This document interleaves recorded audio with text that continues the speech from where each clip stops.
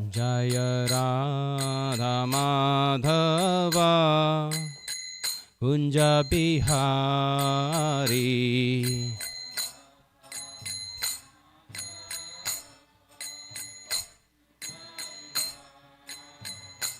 जय राधा माधवा कुंज बिहारी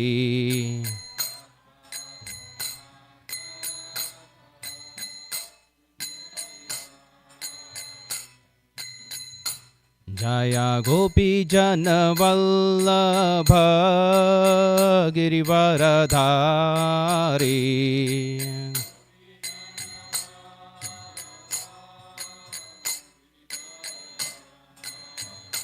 जय गोपी जन वल्लभ गिरिवरधारी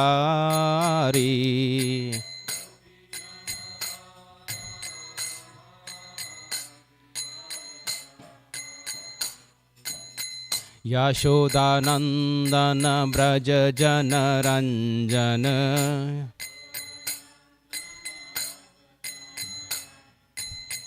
यशोदानंदन ब्रज जन रंजन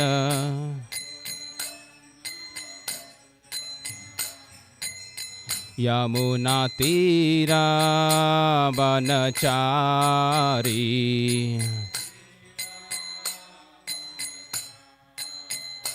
जय राधा माधवा कुंज बिहारी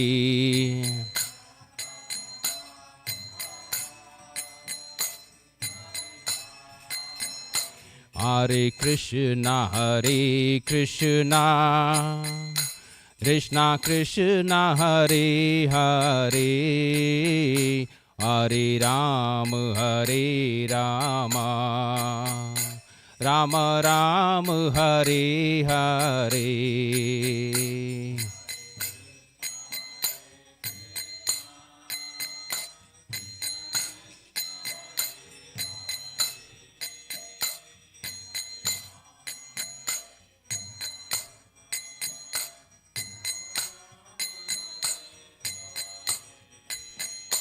जय राधा काला चंजी राधा काला चंजी राधे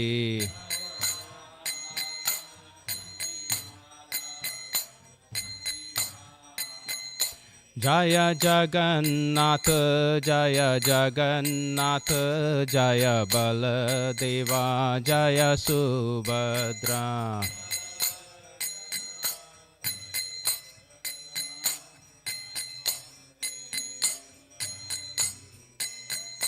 जय जय प्रभुपाद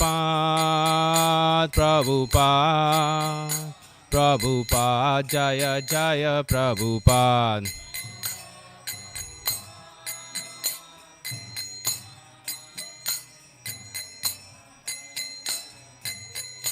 जय जय गुरुदेव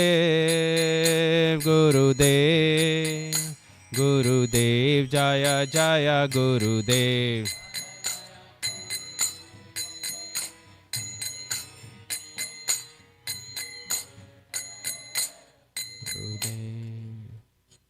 श्रीमद् भागवतम की जय, श्रील प्रभुपाद की जय।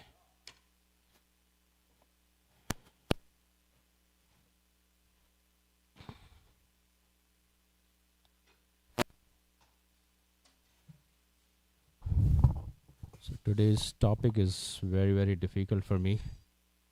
So I'll pray to all of you, all Bhagavats and Mahabhagavats, to help and complete the story of the past time.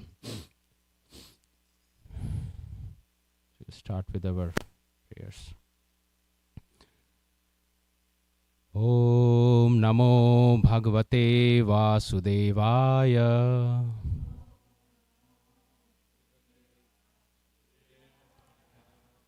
Om Namo Bhagavate Vasudevaya.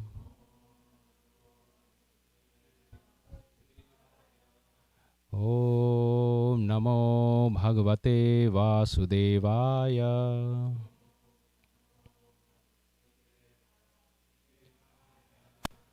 Narayanam namaskrityam naram chaiva narottamam devim saraswatim vyasam tato jayamudiryeta. Before reciting the Srimad Bhagavatam, which is the very means of conquest, one should offer respectful obeisances unto the personality of Godhead Narayan, unto Naranarayan Rishi, the supermost human being, unto Mother Saraswati, the goddess of learning, and to Srila Vyasadeva, the author. Nashta prayeshu bhadreshu nityam bhagavat sevaya bhagavatam uttama shloke bhaktir bhavati naishtaki. By regular attendance in class on the Bhagavatam and by rendering of service to the pure devotee, all that is troublesome to the heart is almost completely destroyed, and loving service unto the personality of Godhead, who is praised with the transcendental songs, established as an irrevocable fact. So we are reading 10th canto, 8th chapter, verse 32 to 45. Oh, TV is okay.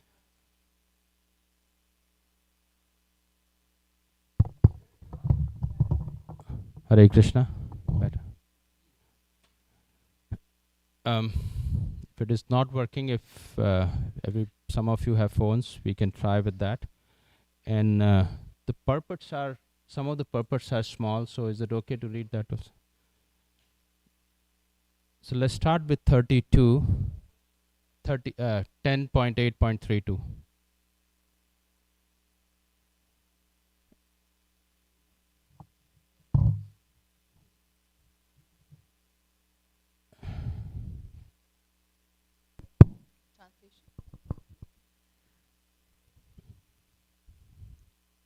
One day, while Krishna was playing with his small playmates, including Balaram and other sons of the Gopas, all his friends came together and lodged a complaint to Mother Yashoda.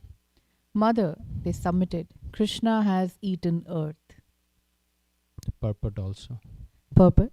Here is another of Krishna's transcendental activities invented to please the gopis. First, a complaint was lodged with Mother Yashoda about Krishna's stealing, but Mother Yashoda did not chastise him. Now, in an attempt to awaken Mother Yashoda's anger so that she would chastise Krishna, another complaint was invented that Krishna had eaten earth. Thank you. Next one, 33. Upon hearing this from Krishna's playmates, Mother Yashoda, who was always full of anxiety over Krishna's welfare, picked Krishna up with her hands to look into his mouth and chastise him. Her eyes fearful, she spoke to her son as follows.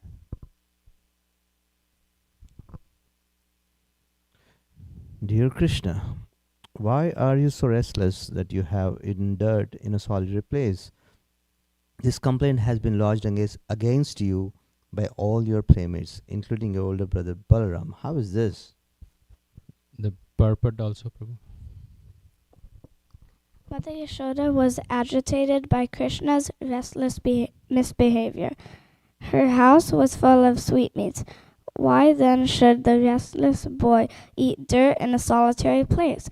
Krishna replied, My dear mother, they have plotted together and lodged a complaint against me so that you will punish me. My elder brother Balaram has joined them. Actually, I have not done this. Take my words as true. Do not be angry and chastise me. Is there a rasa called chastise rasa in Vrindavan? Yeah. We'll talk about that. Next one, 35. Lord Sri Krishna replied, My dear mother, I have never eaten dirt. All my friends complaining against me are liars. If you think they are being truthful, you can directly look into my mouth and examine it. Should I read the purport? Yeah, let us read Mataji purport also. Krishna presented himself as an innocent child to increase the transcendental ecstasy of maternal affection.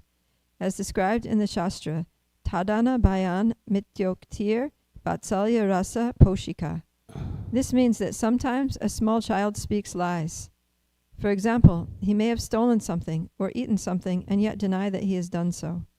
We ordinarily see this in the material world, but in relation to Krishna it is different. Such activities are meant to endow the devotee with transcendental ecstasy. The Supreme Personality of Godhead was playing as a liar and accusing all the other devotees of being liars. As stated in Srimad Bhagavatam 10:12-11, Krita Punya Punjaha, a devotee may attain such an ecstatic position after many, many births of devotional service.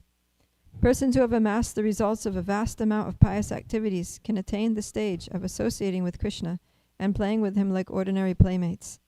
One should not consider these transactions of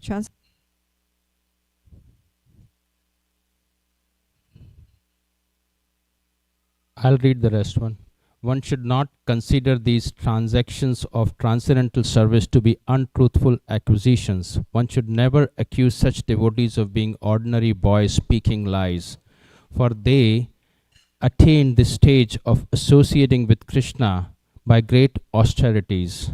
Tapasa brahmacharyena samena cha damena cha. 36. Oh, okay. 36. Mother Yashoda challenged Krishna, "If you have not eaten earth, then open your mouth wide." When challenged by his mother in this way, Krishna, the son of Nanda Maharaj and Yashoda, to exhibit pastimes like a human child, opened his mouth.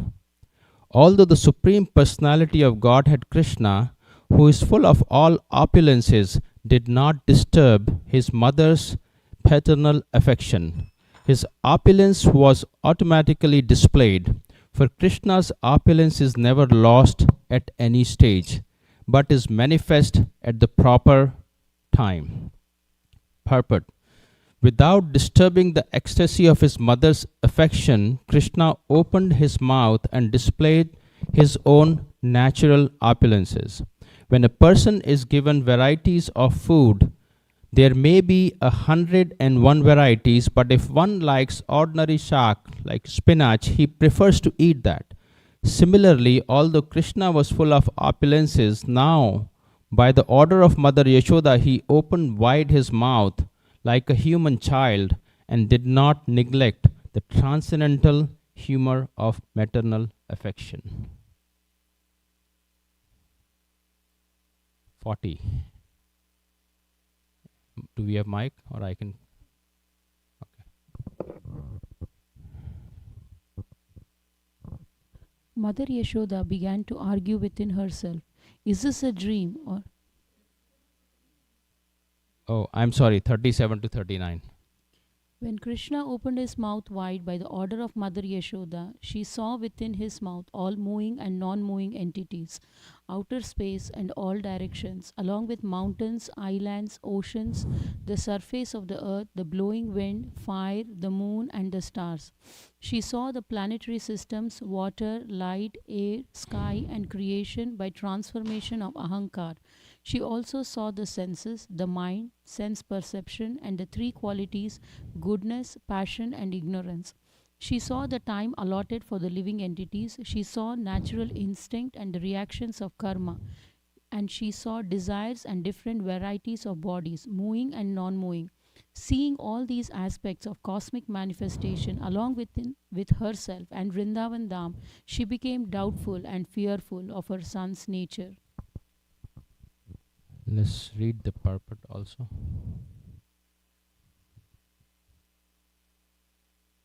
You want me to read, Madhuri? I can read.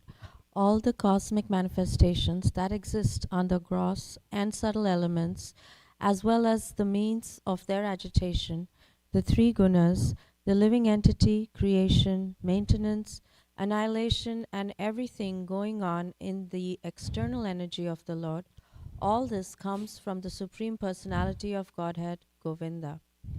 Everything is within the control of the Supreme Personality of Godhead.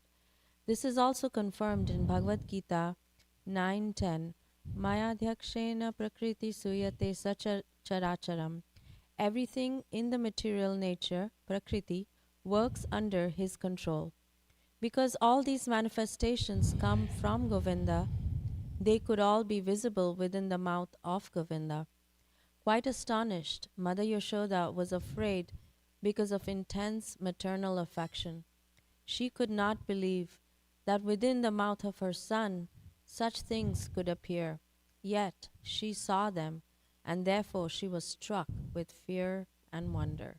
So moving from Vatsalya Rasa to Aishwarya in Vrindavan, in that mood, she was really afraid. What is going on here?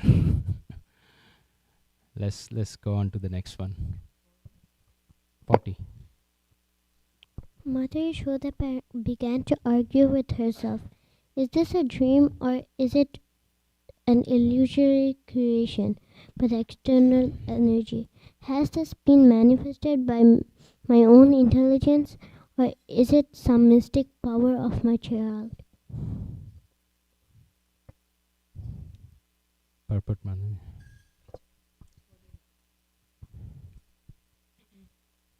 When Mother Yashoda saw this wonderful manifestation within the mouth of her child, she began to argue within herself about whether it was a dream. Then she considered, I am not dreaming because my eyes are open. I am actually seeing what is happening. I am not sleeping, nor am I dreaming. Then maybe this is an illusion created by Dev Maya. But that is also not possible. What business would the demigods have showing such things to me? I am an insignificant woman with no connection with the demigods. Why should they take the trouble to put me into Dev Maya? That also is not possible. Then Mother Yashoda considered whether the vision might be due to bewilderment. I am fit in health. I am not diseased. Why should there be any bewilderment? It is not possible that my brain is deranged. Since I am since I am originally quite fit to think, then this vision must be due to some mystic power of my son, as predicted by Gargamuni. Thus, she finally concluded that the vision was due to her son's activities and nothing else. 41.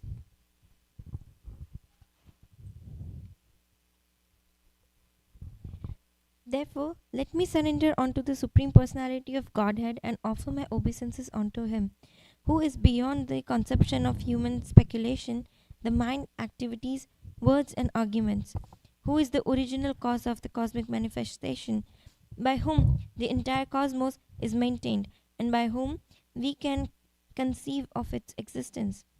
Let me simply offer my obeisances, for He is beyond my contemplation, speculation, and meditation. He is beyond all of my material activities.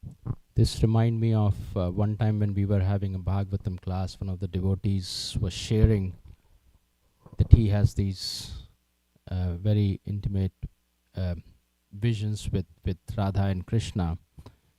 And what do? It is just, making me like I have to share with somebody. And I think this kind of answers the question as Mother Yashoda is seeing that, and she's saying that, okay, let me surrender unto the Supreme Personality and pay obeisances. And that obeisances part is further explained and emphasized by our acharyas, that how important it is to pay obeisances properly for our own spiritual growth. So we'll discuss a little bit on that. But I think that is such an important aspect, that as we come into the temple hall, we pay obeisance to Srila Prabhupada, to the Vaishnavas, and to the Lord. And I think Vishnu Chakravarti Thakur also says that as we are chanting, I hope I'm right, as we are chanting, after every 4 rounds, we must pay obeisances. And to Krishna, to Tulsi Maharani, to Srila Prabhupada, to the Vaishnavas. And that's how we should chant. And so there's a lot of emphasis on obeisances, and that is what Mother Yashoda, as she sees this Aishwarya Rasa, Aishwarya Rupa, she's saying, I don't know what this is happening, but let me surrender unto the Supreme Personality of God and pay my obeisances. Let's read the next one, only the translation, because will be part of the purport. Because we have to finish to 45, then we come back to this. Okay. I'm sorry, 42 is what we are doing. So 41 is 41 purport then? We're reading 41 purport? Or the translation. we already read We just 41 see that, yeah, purport sorry. So translation. 42 we are only reading purport. No, okay, so we already did 41 translation, right? Yes. Okay, so are we reading 41 purport or are we going to 42? We can read 41 purport. Yeah. One simply has to realize the greatness of the Supreme Personality of Godhead. One should not try to understand him by any material means, subtle or gross.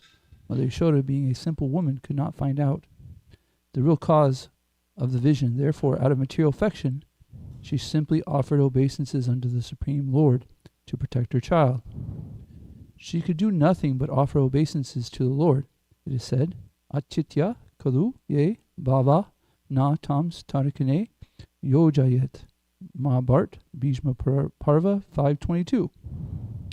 One should not try to understand the supreme cause by argument or reasoning. When we are beset by some problem for which we can find no reason, there is no alternative than to surrender to the Supreme Lord and offer him our respectful obeisances. Then our position will be secure. This was the means adopted in this instance also by Mother Yashoda. Whatever happens, the original cause is the Supreme Personality of Godhead, Sarva Karna Karanam. When the immediate cause cannot be ascertained, let us simply offer our obeisances at the lotus feet of the Lord. Mother Yashoda concluded that the wonderful things she saw within the mouth of her child were due to him, although she could not clearly ascertain the cause. Therefore, when a devotee cannot ascertain the cause of suffering, he concludes, Tatete nukampam suamikasana mano bhujanan evatam kritam vipakam kirdvag vapurabir vidahan namastu te jivate yo mukti parasa dayabak. Bhagavatam 10:14-8. The devotee accepts that it is due to his own past misdeeds that the personality of Godhead has caused him some small amount of suffering. Thus he offers obeisances to the Lord again and again. Such a devotee is called Mukti Pade Sa Daya Bhaka. That is, he is guaranteed his liberation from this material as stated in Bhagavad Gita 2:14. Matrasparsya tu kaunteya sutoshna sukha dukada agyama payano nityas tams tiksasva bharata. We should know that material suffering due to the material body will come and go. Therefore, we must tolerate the suffering and proceed with discharging our duty as ordained by our spiritual master. Thank you, Prabhu. It is by the influence of the Supreme Lord's Maya that I am wrongly thinking that Nanda Maharaj is my husband, that Krishna is my son, and that because I am the queen of Nanda Maharaj, all the wealth of cows and calves are my possessions, and all the cowherd men and their wives are my subjects. Actually, I also am eternally subordinate to the Supreme Lord. He is my ultimate shelter. Just the translation only 43. Mother Yashoda, by the grace of the Lord, could understand the real truth. But then again, the Supreme Master, by the influence of the internal potency, Yogamaya, inspired her to become absorbed in intense maternal affection for her son. 44. There's a purport for the 43. You want us to? Okay. I did not see that. Yes, ma'am. 43 purport? Yes. Although Mother Yashoda understood the whole philosophy of life, at the next moment she was overwhelmed by affection for her son by the influence of Yogamaya. Unless she took care of her son Krishna, she thought, how could he be protected? She could not think otherwise, and thus she forgot all her philosophical speculations. This forgetfulness is described by Srila Vishwanath Chakravarti Thakur as being inspired by the influence of Yogamaya. Mohana sadharman mayam. Materialistic persons are captivated by Mahamaya, whereas devotees, by the arrangement of the spiritual energy, are captivated by Yogamaya. Last time, I remember last month we discussed Yogamaya and Mahamaya in detail. What is the difference? And I think one devotee was asking Srila Prabhupada that when Mahavishnu is sleeping and Yogamaya is waking him up, that means Yogamaya is actually more senior to Vishnu. And so Srila Prabhupada says, no, when you tell your servant that wake me up at 4 a.m., that does not make your servant higher. Sorry, next one. Immediately forgetting Yogamaya's illusion that Krishna had shown universal form with his mouth, Mother Yashoda took her son on her lap as before, feeling increased affection in her heart for her transcendental child. Perfect.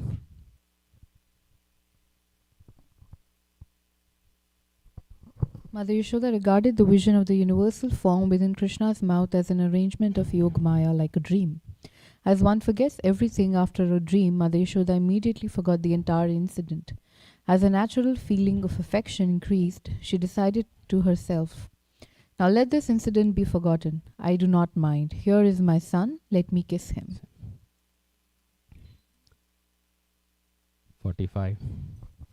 45 we'll read only the text because we are running a little bit late. Translation, sorry. The glories of the Supreme Personality of Godhead are studied through the three Vedas, the Upanishads, the literature of Sankhya Yoga, and other Vaishnava literature. Yet Mother Yashoda considered that Supreme Person her ordinary child. Thank you very much. It's a very long translation, but we will discuss a little bit in our discussion here. So we'll go to 10.8.42.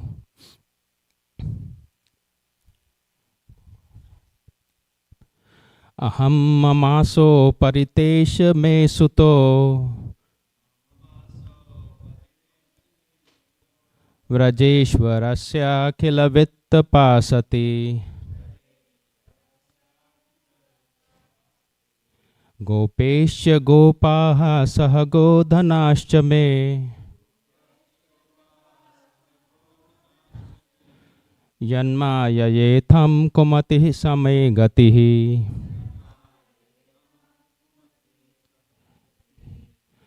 Aham mamaso paritesha me suto Vrajeshwarasya kila vittapasati Gopeshya gopaha sahago dhanascha me Yanma yayetham kumatihi same gatihi.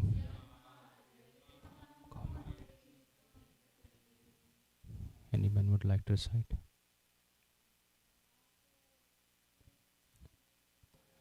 Aham mamaso patiresha me suto Rajeshwarasya kilaveta pasati Gopashya gopaha sahago dhanascha me Yanma yayetham kumatihi same gatihi Aham mamaso patiresha me suto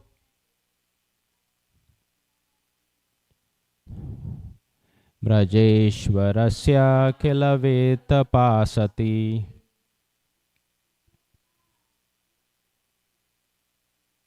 Gopashya gopaha sahago dhanascha me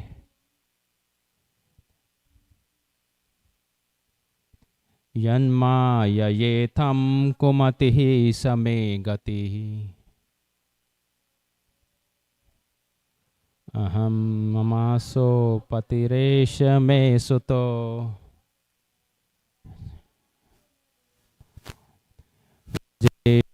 Tasya kilavitapasati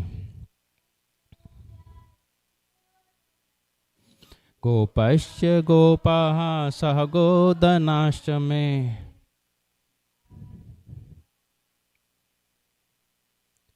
Yanma yayetam kumatihi same gatihi. Let's read the synonyms. Aham, my existence, I am something. Mama, my. Asayu, Nanda Maharaj. Patita, husband. Eshaha, this Krishna. Me Sutaha is my son. Vraja Ishwarasya, of my husband Nanda Maharaj. Akhila Vittapa, I am the possessor of unlimited opulence and wealth. I am possessor.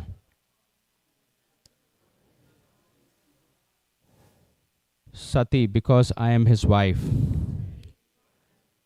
Kopeshcha, and all the damsels of the cowherd men. Gopaha, the cowherd men are my subordinates. Saha Godhanahascha, of the cow and calves. Me, my. Yat Mayaya, all such things addressed by me are, after all, given by the mercy of the Supreme.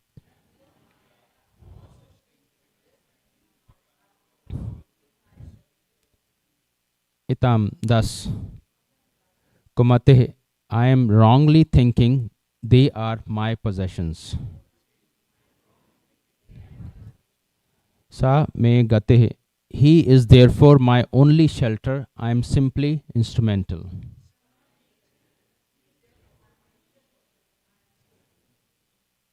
Translation. It is by the influence of the Supreme Lord's Maya that I am wrongly thinking that Nanda Maharaj is my husband, that Krishna is my son, and that because I am the queen of Nanda Maharaj, all the wealth of cows and calves are my possessions, and all the cowherd men and their wives are my subjects. Actually, I also am eternally subordinate to the Supreme Lord. He is my ultimate shelter. Purport by His Divine Grace A.C. Bhakti Vedanta Swami Srila Prabhupada ki jai. Following in the footsteps of Mother Yashoda, everyone should follow this mentality of renunciation. Whatever wealth, opulence, or whatever else we may possess belongs not to us but to the Supreme Personality of Godhead, who is the ultimate shelter of everyone and the ultimate owner of everything, as stated by Lord himself in Bhagavad Gita 5.29. Bhoktaram yagya tapasam sarvaloka maheshwaram sudraham sarvabhutanam gyatva mam shantim rachyate.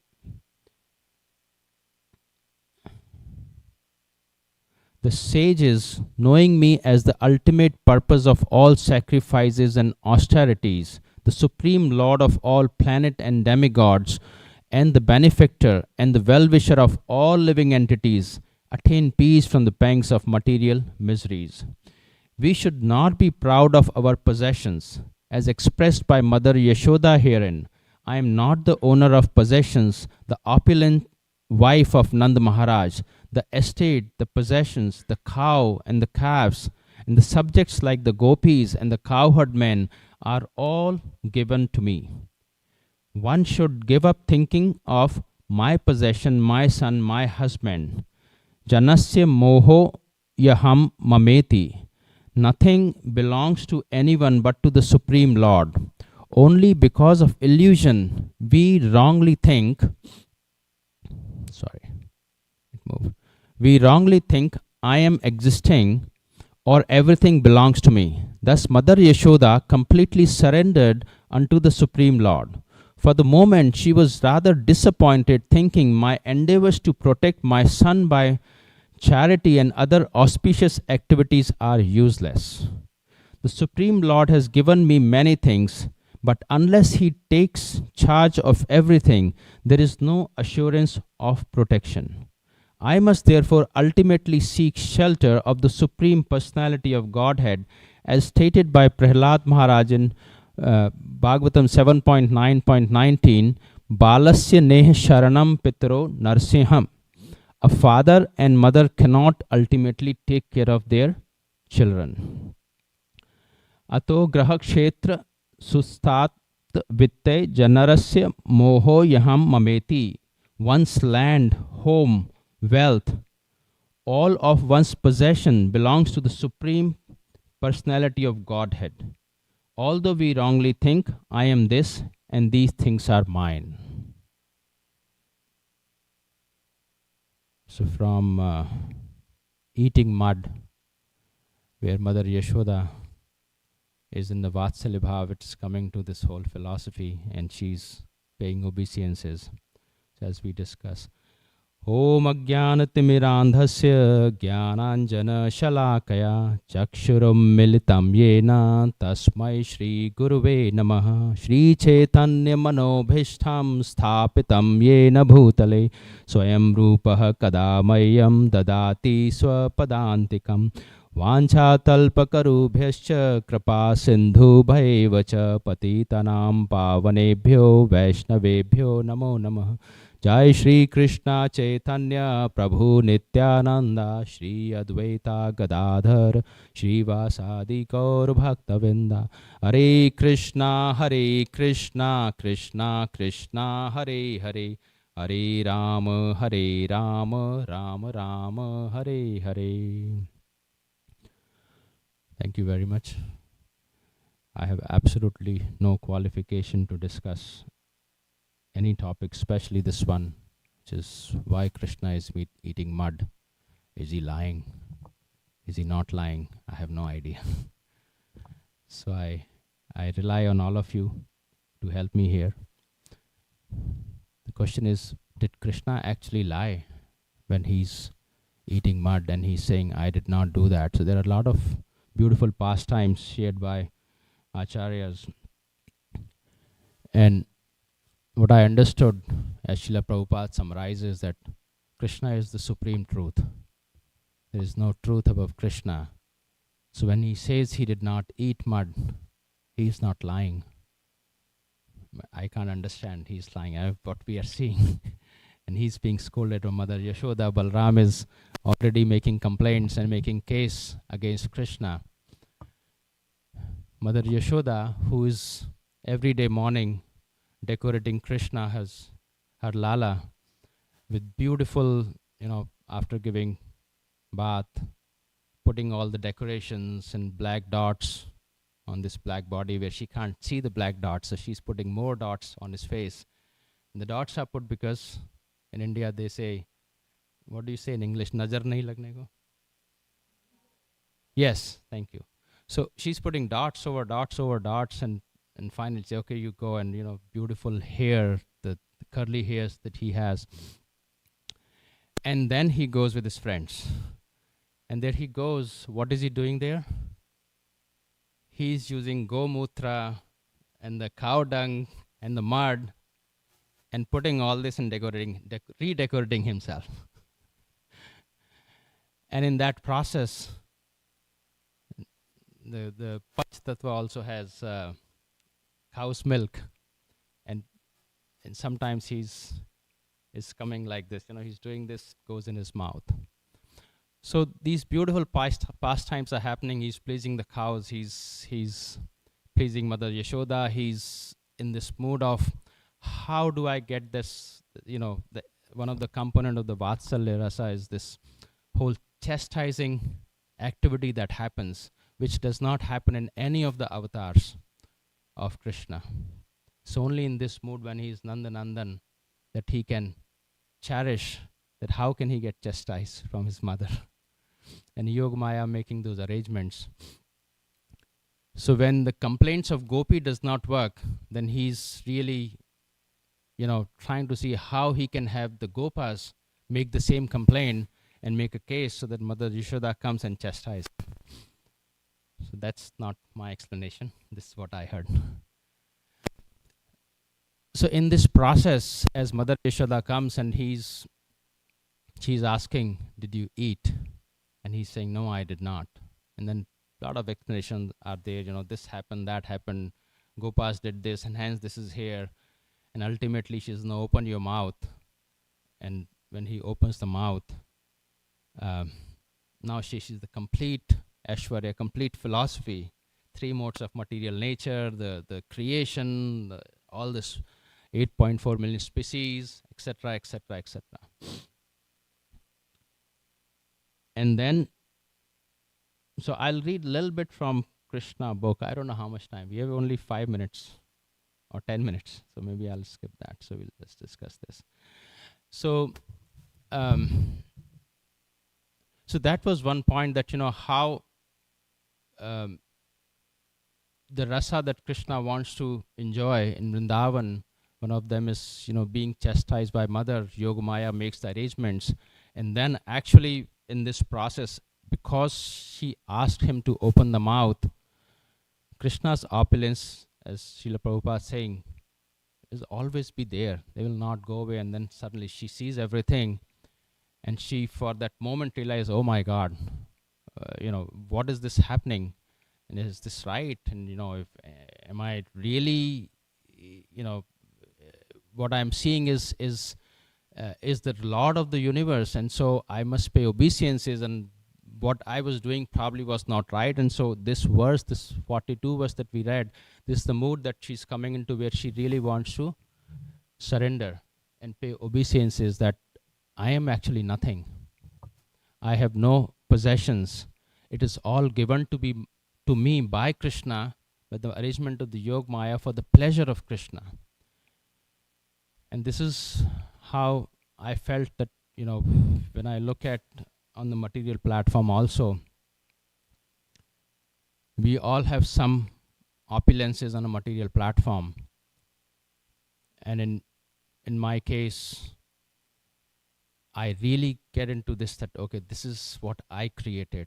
This is mine. And this house is mine. This job is mine. And I am actually the controller. This happens day after day at work also, that when I'm working on something very significant, I feel that all the people who are working in that group are dependent on me. And I become kind of small controller in that aspect, without understanding that this is all given to me by Krishna, which I realized very recently. That if I may share a little bit about in few minutes, I was working on a very, very large project. It was a multi-billion-dollar project. And I said I could never do it. And suddenly I was in the center of it. And it went for a year. And I felt that, there are 300 people working from different parts of the world on that project. And I felt that without me, they all will fail. And that happened for a few months. And then I got so sick that I had to be out of that for some time. And it went very well. Everybody was working happily. And then Krishna pulled me back into that. And ultimately, we got the project. We were successful, and we got a lot of, kudos and people praised. And then I realized same thing, that, really I did not know anything. There was nothing that I did in this multi-billion-dollar project, but so much of, praise is given to me because Krishna put me in there. And I really did not know anything. So that realization really happened in the real world. And I was thinking that if we do not realize, with the help of our Shastras and with the help of our Acharya's commentary, with the help of Srila Prabhupada's teaching, we can get in the trap of what is happening in Epstein files. Meaning Maya will catch us very quickly. This in the news, whether it is Me Too movement or this Epstein files, which I can relate with this verse, that all these very, very powerful personalities who actually did a lot of austerities some point of time in their lives, some of them. at the top, biggest donors in the world, want to change the world for good, are actually caught by Maya in a way that they just could not imagine. What is my position? What is some of us who are not most of you, but especially in this case, what is my position that if I do not take shelter, Mahamaya will definitely catch, and I could potentially be in that situation, even though I may be thinking I am doing bhakti, and it can be a disaster completely to whatever we have done in our life so far. So we have to be extremely careful not to be part of the Mahamaya's plan. And that can only happen when we take the shelter of the scriptures, shelter of the Guru and Parampara, shelter of Srila Prabhupada's teachings, and shelter of the Vaishnavas. That is why it is extremely important that paying obeisances, which we were starting our conversation, which is what Mother Yashoda is talking in this verse, is so important, because obeisances brings humility. That I am actually nothing, and I am really taking your shelter, otherwise I will not cross this ocean of material energy. So it is extremely important, as Vishwanath Chakravarti Thakur mentioning that, after every 4 chanting, pay obeisances. And that's how we chant. That is how Mother Kunti's prayers are. That is how Gajendra's prayers are. That is how Prahlad Maharaj's prayers are. So we see examples after examples that how do we bring that humility so that we are, actually it's very sweet that when we take the lower position, we actually get the blessings of the senior Vaishnavas. And we get the shelter, even though we do not know anything, they help us, they hold our hand and they pull us. And I've experienced that every single time for me. So that was really my realization from, as I was reading this section.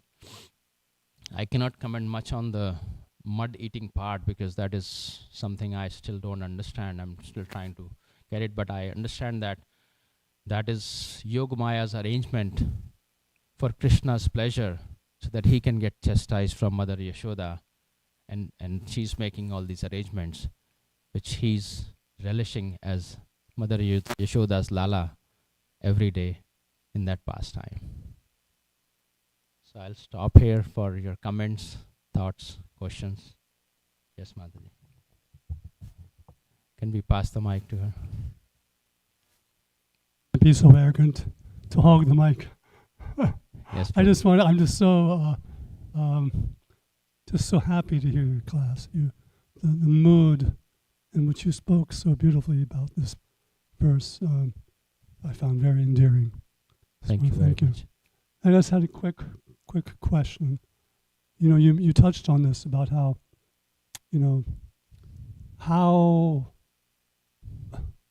how can we discriminate between when fruit of activity comes disguised as bhakti? How can we discriminate? Or how can we free ourselves or be attentive, when fruit of activity disguises as bhakti? As part of bhakti. Yeah.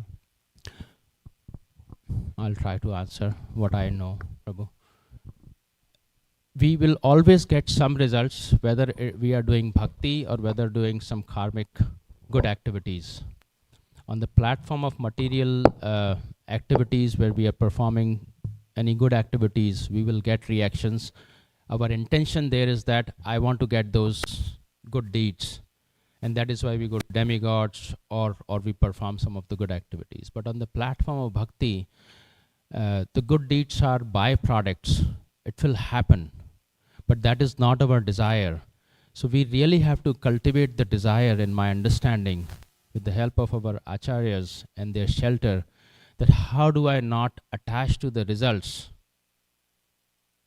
which are coming as the byproduct of bhakti, because the real desire, bhakti really means that I want to serve the Lord and the Guru and the Parampara. And only when that mood is not there, when we lose that thought and understanding of that consciousness for some time, we start getting attached to the results of bhakti to kind of cherish that. So my understanding is that I want to keep going back to pay obeisances to the Guru and Guru Parampara. This is happening, but I'm insignificant. So please help me so that I can serve the Lord in the mood of Srila Prabhupada. That is how I understand Prabhu.